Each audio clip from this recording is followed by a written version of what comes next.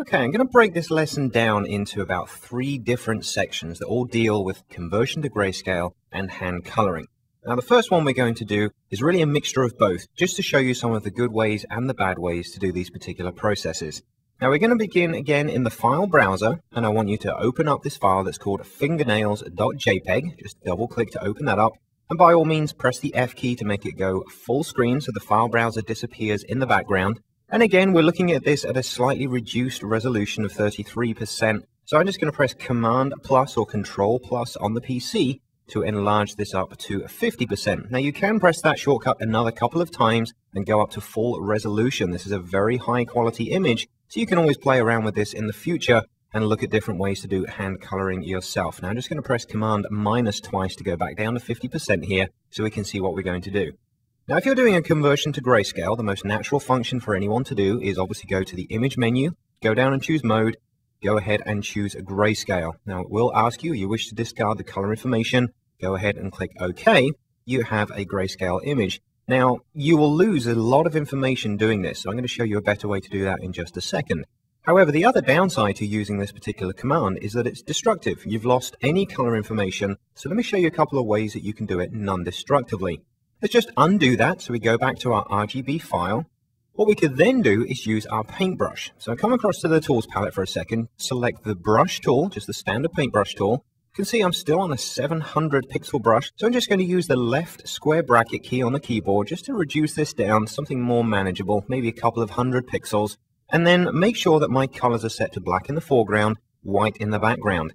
A very quick way to do that is simply to hit D on the keyboard, which restores your default colors. And you'll see that the foreground color here in the tools palette is now set to black.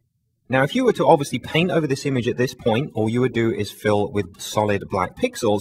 However, if you go to the mode menu at the top here in the options bar where it says mode normal, you could come down and choose the color option, second one up from the bottom. And now whenever you click and drag and start painting over the image, you'll see that you're actually replacing the color pixels with grayscale pixels. Okay, now this is giving me a bit more selection on this. You see I'm able just to sort of paint over the top part of the image, but maybe keep some of the bottom half. But again, the problem with this particular format is it's destructive. Any of the pixels we're removing here by painting over them will be very difficult to get back in the future. Now there's the magic eraser, there's the history brush. There are different ways of doing that, but I prefer to preempt that by being a bit more careful with planning. So undo again, Command Z or Control Z back to the point where the RGB image is in full effect. And this time, let's come across to the Layers palette and create a brand new layer. Now it's just going to be a standard empty layer. Come back up to the brush options at the top and change the color mode of the paintbrush back to normal.